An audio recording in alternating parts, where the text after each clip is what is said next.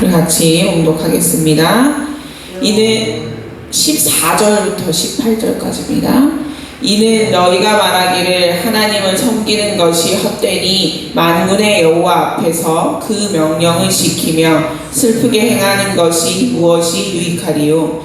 지금 우리는 교만한 자가 복되다 하며 악을 행하는 자가 번성하며 하나님을 시험하는 자가 화를 면하다 하노라 함이라.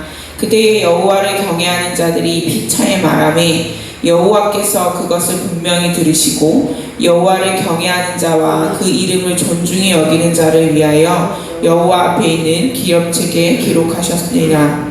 만군의 여호와가 이르노라. 나는 내가 정한 날에 그들을 나의 특별한 소유로 삼을 것이요 또 사람이 자기를 섬기는 이들을 아낌같이 내가 그들을 아끼리니 그때 너희가 돌아와서 의인과 악인을 분별하고 하나님을 섬기는 자와 섬기지 아니하는 자를 분별하리라.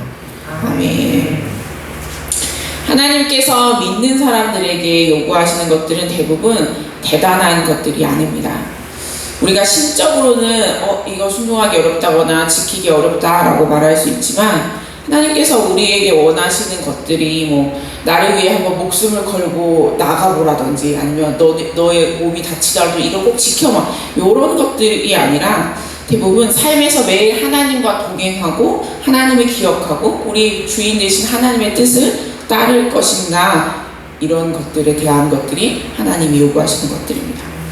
그런데 오늘 우리가 읽은 성경의 14절부터 이때 하나님의 믿는 사람들, 이 말라기 선지자를 통해서 이 말씀을 듣는 사람들의 기준이 복이 있는가 번성하는가 이었다는 겁니다. 우리 15절을 한번 같이 읽어볼까요? 15절 같이 읽겠습니다.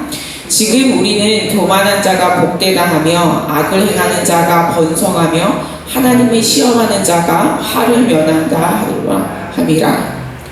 어떤 사람이 복이 있고 어떤 사람이 잘 살고 또 어떤 사람이 잘 되는가 이때 사람들이 봤더니 교만한 사람, 악한 일을 하는 사람, 하나님을 시험하는 사람이 그렇더라.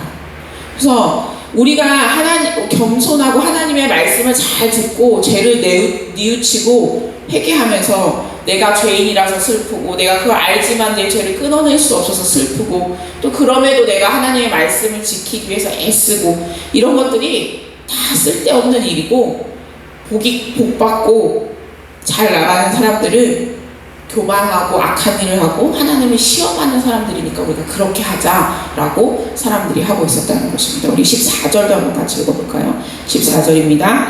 이는 너희가 말하기를 하나님을 섬기는 것이 헛되니 만군의 여호와 앞에서 그 명령을 지키며 슬프게 행하는 것이 무엇이 유익하리요.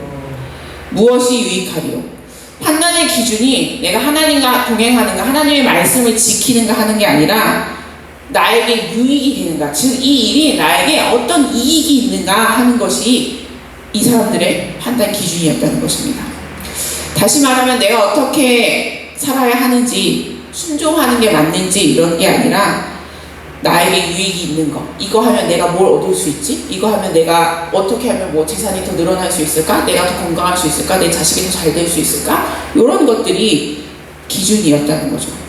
그런데 하나님을 경외하는 사람들, 이 사람들은 내가 얻을 것이 무엇인가를 기준으로 살지 않고 이 사람들은 피차, 그러니까 서로 말했다고 16절에 말하고 있습니다. 우리 16절 한번 같이 읽어볼까요?